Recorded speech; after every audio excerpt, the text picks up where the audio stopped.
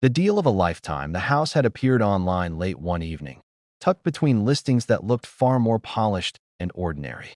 Its price was absurdly low, less than half of what other properties in the area demanded. My wife, Lena, showed me the ad with an excited grin, the kind that made her look like a teenager again. "This could be it. Hater," she whispered, almost reverently, as though afraid someone might overhear us and snatch the opportunity away. The photos were grainy, poorly lit, but the house itself was large, 3 bedrooms, 2 baths, and even a yard. To us, who had been scraping by in a cramped apartment for years, it seemed like a miracle wrapped in bad photography that we drove out to see it the following weekend.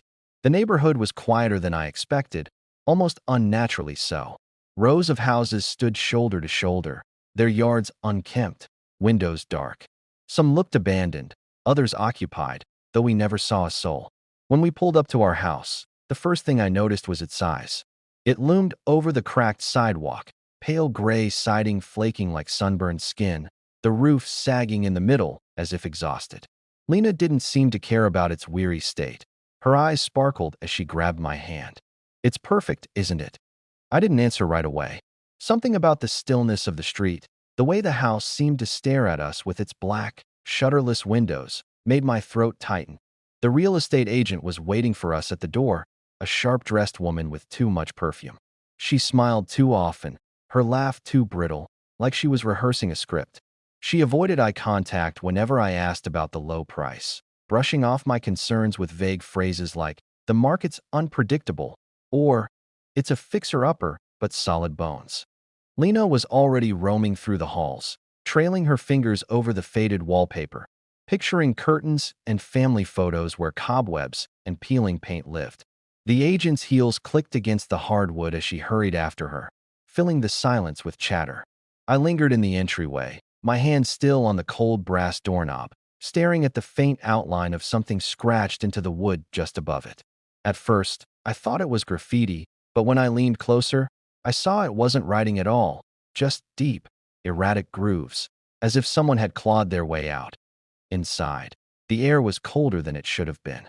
Not the kind of cold from bad insulation, but a damp, heavy chill that pressed against your chest. The smell was peculiar too, not mildew, exactly, but something metallic beneath the dust. Lena floated from room to room, narrating her plans. A nursery here, a reading nook there. I tried to match her enthusiasm, but every step I took made the floor groan like it was warning me to stop. Upstairs, we found 3 bedrooms, one of which had no door. Just an empty frame and a carpet so stained it looked like a map of dried rivers. Lena hesitated in front of it for the first time, her smile faltering. "We can fix it," she said quickly, though her voice trembled. "We bought it 2 weeks later. Papers signed, keys exchanged, smiles all around." The real estate agent's relief was palpable as she handed over the final envelope, like someone unburdening themselves of a terrible secret. That night, Lena and I toasted with cheap wine on the apartment floor, dreaming of a new beginning. "This is it," she whispered against my shoulder. "Our forever home." I kissed her hair and forced a smile, even though the memory of those claw-like scratches lingered in my mind. I told myself they were nothing, just old wood, old damage. But deep down, I already knew. We hadn't bought a house. We had invited something else into our lives. Moving day arrived with bright skies, but the house greeted us under a shadow. The truck idled at the curb as we carried boxes across the patchy lawn, each step crunching against dead leaves that hadn't been raked in years. Neighbors didn't appear to welcome us. No curious faces peeking through curtains, no polite waves from passing cars. It was as if the street had been abandoned long before we arrived. Lena, unfazed as always, hummed under her breath as she taped labels to each box, her joy making the silence seem less oppressive. I envied her ability to see possibility where I saw only neglect. The first night we spent there was chaotic but full of laughter. We ordered greasy pizza, spread an old blanket across the living room floor, and pretended the place already felt like home. But as the night deepened, the house seemed to settle in around us. Every pop of the wood, every creak of the pipes, seemed sharper, almost intentional. Lena teased me when I kept glancing toward the dark staircase. "It's an old house, hater. It's going to make noises," she reminded me, curling up under my arm. I nodded, trying to believe it, though something about the way the stairs seemed to sign made my stomach tighten. That be why the second day, we began unpacking properly. Sunlight spilled into the kitchen, making the cracked tiles gleam, while dust danced in the beams like faint smoke. Lena took charge of arranging the cupboards, her energy infectious, while I focused on tackling the basement, mostly to avoid the strange stillness of the upstairs hallway. The basement door was stiff, its frame slightly warped, as though it hadn't been opened in years. When I finally forced it open, the smell hit me first, damp, sour, mixed with something I couldn't name. The light switch didn't work, so I used a flashlight. The beam revealed stone walls that seemed older than the rest of the house, rough and uneven, like they had been carved rather than built. I didn't linger long, just enough to stack boxes in the corner before hurrying back upstairs, telling myself it was just another project for later. That evening, Lena called me to help set up our bedroom. She had unpacked a box of picture frames, laying them out on the dresser with care. Family photos, vacations, little frozen moments of our lives. They made the room feel warmer, safer. But as I helped her hang curtains, I caught something out of the corner of my eye. Our wedding photo leaning slightly crooked, the glass faintly cracked across one edge. I didn't remember it being broken before. When I asked, Lena frowned, examining it closely.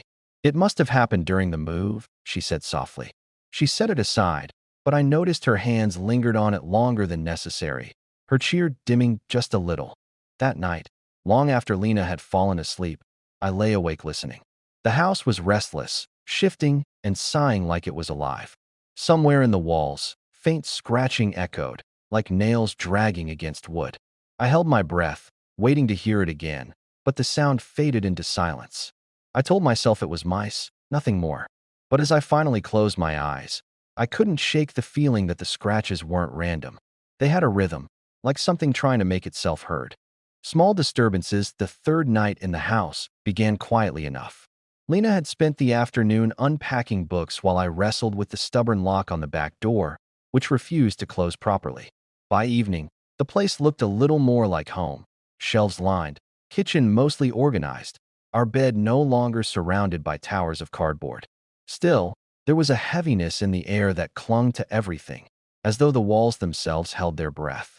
Lena lit a candle on the nightstand, saying it made the room feel warmer. I didn't say what I was thinking, that the flicker of the flame only made the shadows dance in strange ways across the ceiling. Sometime past midnight, I woke to the sound of footsteps. Slow, deliberate, as though someone was pacing the upstairs hallway just beyond our bedroom door. I sat up, straining to listen, but Lena was still asleep, breathing softly beside me. The sound stopped. I slipped out of bed, the floorboards betraying me with groans, and opened the door. The hallway stretched into darkness, empty. The moonlight through the window at the end gave just enough illumination to see that nothing was there. But when I stepped back inside, I noticed the bedroom window was cracked open. Neither of us had opened it. The next morning, Lena seemed quieter. Over breakfast, she pushed scrambled eggs around her plate without eating. When I asked if she was okay, she gave me a half smile and admitted she'd had a strange dream. She said she dreamed of standing in that upstairs hallway, staring into the room without a door. "I could hear someone whispering in there," she said, her voice barely above a murmur.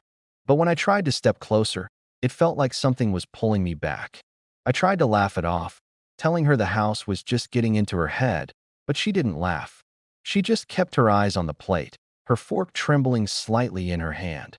Later that afternoon, while unpacking in the living room, I found something that unsettled me more than I wanted to admit. Behind the radiator, wedged deep between the metal fins, was a small object wrapped in yellowed cloth. It took effort to pry it free, and when I finally unwrapped it, I discovered an old key. Its surface was tarnished, almost black, the teeth worn unevenly as though it had been used countless times. The handle was strange, shaped not like a normal loop, but like a small, twisted knot. When I showed it to Lena, she frowned. "It doesn't look like it belongs to this house," she said. "We tried it on the doors, but none fit." Still, I couldn't bring myself to throw it away. Something about it felt important. That night, the noises returned. Scratches against the walls, but closer this time, just behind the headboard. I pressed my palm flat against the cold plaster, feeling vibrations beneath the surface. Lena stirred beside me, whispering my name with a voice thick from sleep. I told her it was nothing, just mice, but even as I said it, the scratching stopped suddenly, replaced by 3 distinct knocks from inside the wall. They came slow, measured, like someone knocking to be let out. We didn't sleep much after that. Cracks in the foundation. By the 4th day, the house no longer felt like a project. It felt like a test. Lena and I had planned to spend the morning painting the living room, but our supplies never made it out of their boxes. The silence inside was different that day. Too sharp, too attentive, as though the walls leaned closer to hear us breathe. At one point, while I was digging through a stack of brushes, Lena froze mid-step, staring at the staircase. "Did you hear that?" she whispered. I hadn't heard anything, but her face drained of color. I wanted to comfort her, but the truth was, I didn't want to listen too closely myself. That evening, as dusk bled into night, the house began its performance in earnest. It started with the front door slamming shut, though it had been locked. The sound echoed like a gunshot, rattling the windows. We both ran to check, but the door stood innocently in its frame, lock still turned. Later, while Lena showered, I heard her scream. I sprinted upstairs and found her standing in the bathroom doorway, dripping wet and shaking. She swore the water had turned scalding hot in an instant, then ice cold, as though someone else controlled the faucet. I touched the knob myself. It was perfectly normal, warm and steady. She didn't believe me. The real fracture came when we went to bed. Lena had insisted on leaving a small lamp on, saying she was too unsettled to sleep in the dark. I agreed, though the pale light only deepened the shadows pooling in the corners. Sometime past midnight, the lamp went out with a sharp click. We both sat up at once. The bulb wasn't burnt. It had been switched off. I reached across the nightstand to turn it back on, only to find the switch already flipped. When I pressed it again, nothing happened. The house seemed to exhale in triumph, swallowing us in darkness. In that silence, something new emerged, a low, steady sound, almost like humming. It came from the hallway just outside the bedroom, a faint melody without words. Lena clutched my arm so tightly her nails dug into my skin. I stood, forcing myself to look, but the hallway was empty, just a tunnel of darkness. Still, the humming grew louder, closer, until it seemed to brush against the doorway. Then it stopped, abruptly, as though whoever was singing had noticed me listening. That we didn't speak for a long time after that. Lena eventually pulled the blanket over her head, trembling. I sat upright, staring at the doorway until dawn's light crept weakly through the curtains. When I finally rose to check the hallway again, something caught my eye, a wet footprint on the wooden floor just outside the door. Small, narrow, and unmistakably bare. But it wasn't Lena's, and it wasn't mine. The neighbor. The morning after the footprint, Lena begged me to take a break from unpacking. "Let's just get out for a while," she said, her eyes ringed with dark circles. We drove into town, ran errands, and sat in a diner longer than we needed to, both of us reluctant to go back. When we finally returned, the house loomed against the afternoon sun like it had been waiting.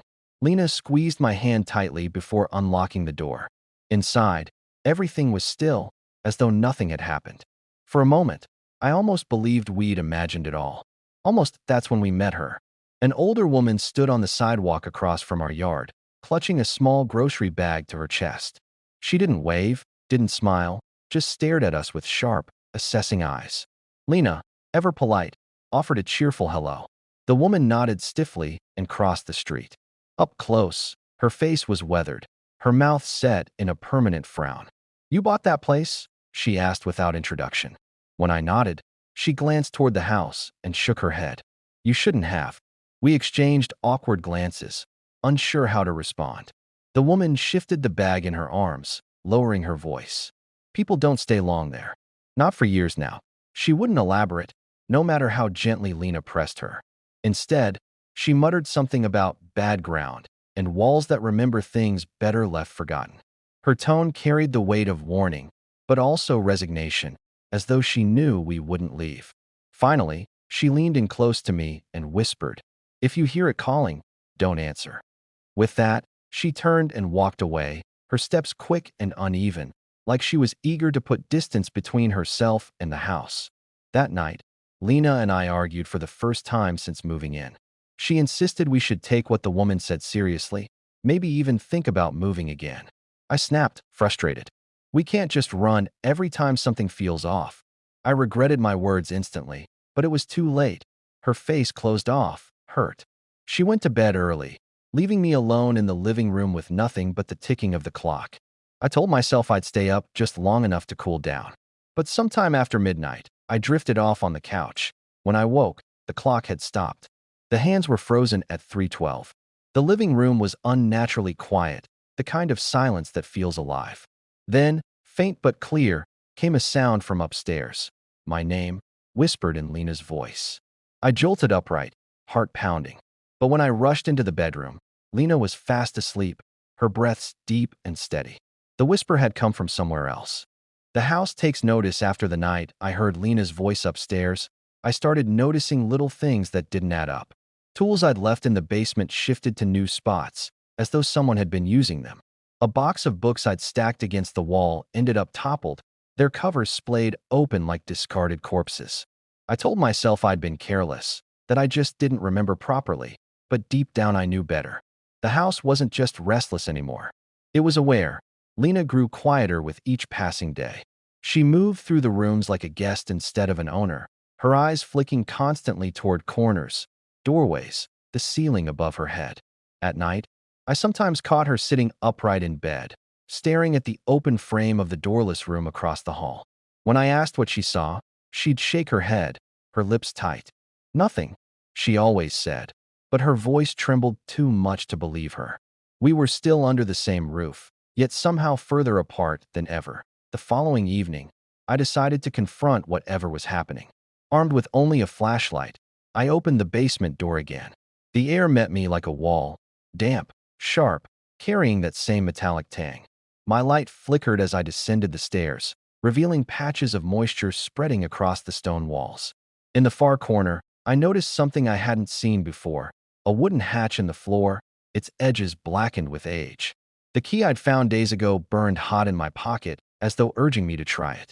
But when I reached for the hatch, a deep groan echoed through the basement, vibrating through the floorboards. I froze, heart hammering.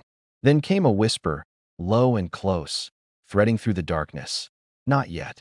I stumbled back upstairs, slamming the basement door shut behind me. My hands wouldn't stop shaking, even when Lena grabbed them, demanding to know what happened. I didn't tell her about the hatch or the whisper. Instead, I lied, saying the damp air had made me dizzy. She didn't believe me. Her eyes were wide, fearful, but also distant. For the first time, she didn't ask me to stay in bed with her. She just rolled over, facing the wall, and left me sitting in the dark. Later that night, I woke to the sound of breathing. Not Lena's soft rhythm beside me. This was heavier, slower, like someone crouched inches from my ear. I didn't dare move, didn't dare open my eyes. But when I finally forced myself to turn, the space beside the bed was empty. The only evidence anything had been there was the faint indentation on the carpet, as though someone had been kneeling right next to me, watching. Splintering Lena and I barely spoke the next morning. She drifted through the kitchen, pale and silent, her hands trembling as she poured coffee. I tried to act normal, but the words caught in my throat. Every time I looked at her, I saw the widening distance between us, like a crack splitting down the middle of our marriage. It wasn't just the house anymore, it was us. And yet, I couldn't admit to her what I'd found in the basement. Some part of me knew the hatch was meant for me alone. The days blurred together after that. Small disturbances grew bolder. Doors we'd locked stood open. Objects disappeared and reappeared in impossible places. One morning, I found Lena's wedding ring on the bathroom sink, though she swore she hadn't taken it off. That same night, she woke screaming, convinced someone had been standing at the foot of the bed. When I switched on the lamp, the floorboards were grooved, 3 deep scratches running parallel, like talon marks carved fresh into the wood. Lena wept, saying she couldn't take much more. I held her, whispering reassurances I didn't believe myself. The neighbor returned on the 5th night. I caught her watching the house again, standing stiffly at the end of the block. When I went out to confront her, she didn't flinch. "It's awake now," she said, her voice flat. "It doesn't like to be ignored." She refused to explain further, only muttering that we'd either leave soon or we wouldn't leave at all. Her words burned into me as I stood there on the cracked pavement, the house looming at my back like a shadow I couldn't escape. That night, Lena begged me to stay away from the basement. Her voice broke as she said it, her fingers clutching my arm hard enough to leave marks. "Promise me you won't go down there again," she whispered. I promised, though we both knew it was a lie. The key in my pocket had grown into an obsession. I caught myself twisting it in my hand when I thought she wasn't looking, its strange knot-shaped handle pressing against my palm like a brand. The hatch was calling, even if only in silence. When sleep finally came, it was shallow and uneasy. I dreamed I was standing in the basement, the hatch wide open at my feet. Darkness poured out like smoke, rising to the ceiling in tendrils. Something whispered my name from below, stretching it, savoring it. When I looked down, I saw not stairs, not earth, but a narrow hallway lined with doors. Each one was open just a crack, and behind them, something breathed. I woke gasping, the key still clutched in my fist. The breaking point, Haley sat frozen on the edge of the motel bed, phone clutched so tightly her knuckles turned white. She could hear her own heartbeat pounding in her ears. The photo on her screen proved what she already knew. There was no running, no hiding. He would always find her. Fear had ruled her for days, but something inside her shifted now. If she couldn't escape him, she would have to end this on her own terms.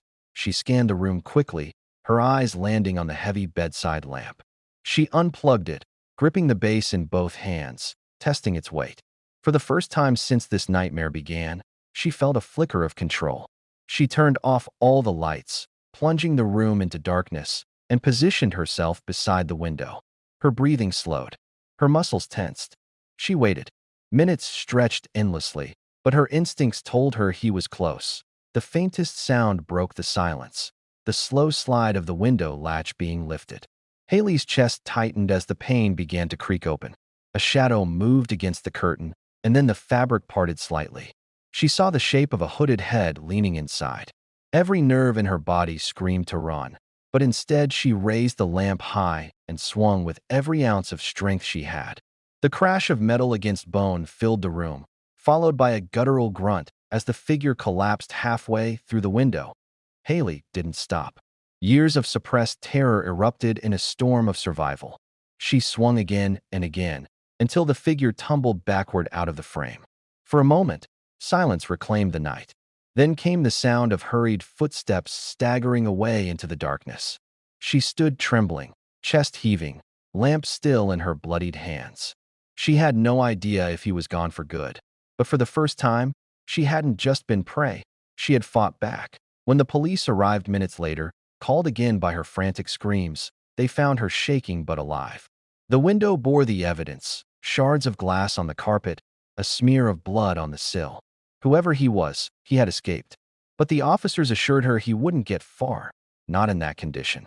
Haley didn't know if she believed them, but as the sun rose over the motel, painting the sky with fragile light, she felt something she hadn't in days, the faint spark of hope. She wasn't free yet, but she had finally taken her life back.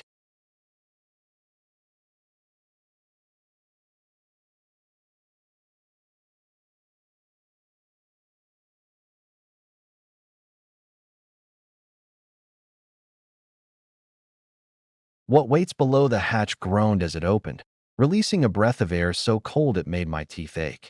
My flashlight beam cut into the darkness, revealing a narrow wooden ladder leading down into stone. I hesitated, every instinct screaming to close it again, to run upstairs and drag Lena out of the house for good. But her silence above pressed on me like a weight. If I didn't go down, I knew I'd lose her, not to fear, but to whatever was calling her name. The ladder creaked under my weight, each rung groaning as though it might snap. At the bottom, the air was damp and foul, thick with the metallic tang I'd smelled before. My light swept across rough stone walls, but unlike the basement, these weren't built with any care. They were jagged, uneven, almost natural, as though the earth itself had split open. A narrow corridor stretched ahead, its ceiling low enough that I had to hunch. My beam caught doors, small, wooden, rotting, lining the walls like cells. Each hung slightly ajar. From behind those doors came the sounds, faint whispers, ragged breaths, the scrape of fingernails on wood. I froze, while rising in my throat. The sound wasn't chaotic. It was a rhythm, a pattern, as though dozens of unseen mouths were reciting something together. My name threaded through it, stretched and distorted, joined now by Lena's. I staggered forward, the key burning in my pocket, its shape pressing painfully against my thigh. Every step made the whispers swell louder, until they weren't whispers anymore. They were voices. At the end of the corridor was a single door, larger than the rest, its surface blackened like the hatch. My flashlight flickered violently as I reached it, the bulb straining against the weight of the dark. I pressed my ear to the wood, and my blood ran cold. It was Lena's voice inside, calling for me. Not crying, not screaming, just repeating my name in a low, urgent tone. I yanked the handle. The door swung inward, groaning on rusted hinges, revealing a room lit by no source I could see. The walls inside were covered in scratches. Deep, violent grooves ran in every direction, claw marks that overlapped so thickly the stone looked like it had been shredded. In the center of the room stood a chair, old and wooden, its arms gouged with more scratches. And sitting in that chair was Lena, or something that looked like her. Her face was pale, her eyes hollow, but her lips curved in a smile that wasn't hers. "You came," she whispered, her voice overlapping with a dozen others in perfect, dreadful unison. "The house keeps what it wants for a heartbeat." I couldn't breathe. The thing in the chair smiled wider, its lips splitting unnaturally as a chorus of whispers spilled from its throat. I staggered back, my flashlight beam shaking wildly across the clawed walls. "Lena," I croaked, though I already knew. Her voice answered, layered with dozens of others, rising in perfect unison. "Stay." The word struck me like a command, seeping into my bones, heavy and irresistible. My body moved forward against my will, feet dragging across the shredded stone floor. But then something broke through, the memory of Lena's real voice. Trembling the night, she'd begged me not to go down here. The thing in the chair was not her. I clutched the key in my pocket, its metal burning hot, and forced myself to speak. "You can't have her." My voice cracked, but the words came anyway. The whispers faltered, their rhythm stuttering. The thing's head tilted sharply, its hollow eyes narrowing. And in that instant of hesitation, I ran. The corridor seemed endless, the doors on either side rattling violently as I passed, skeletal hands clawing through the cracks. Voices shrieked my name, Lena's name, promises of release if I only stopped. My flashlight died, plunging me into pitch black, but momentum carried me forward. I slammed into the ladder, scrambling up it with raw desperation. As I climbed, I felt cold fingers brush my ankles, tugging, but I kicked free and heaved myself into the basement. The hatch slammed shut on its own, the lock clicking with a finality that vibrated through the floor. I collapsed against the wall, gasping. Upstairs, I heard Lena calling me, her real voice this time, sharp with fear. I stumbled up, finding her curled on the bedroom floor, sobbing. When she saw me, she clung to me like she never had before, her entire body trembling. We didn't speak.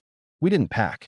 By dawn, we were in the car, driving away from that house without a backward glance that we never went back. The papers still list us as the owners, the cheap gray house still waiting on that quiet street. Sometimes, late at night, I dream of the hatch, of the corridor, the shredded walls, the figure in the chair. I wake with the taste of iron in my mouth and the sound of whispers fading in my ears. I tell myself it's just memory. But deep down, I know the truth. The house let me go, not because I won, but because it chose to. And one day, it will call again.